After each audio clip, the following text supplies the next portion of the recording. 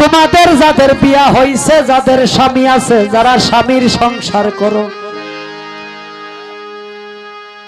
আল্লাহর দুহাই লাগে কোন স্ত্রীর পাও যেন তার স্বামীর শরীরে না লাগে।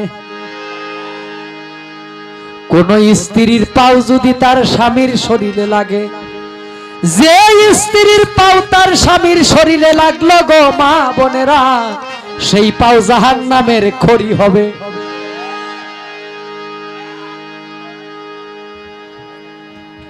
এখন ওয়াজ শেষ কইরা বাড়ির দিকে যায়।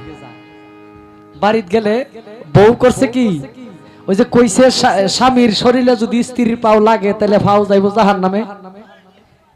এখন বউ একটা ফাড়ি লইয়া খাট তৈয়া মাড়ি থুচ্ছে,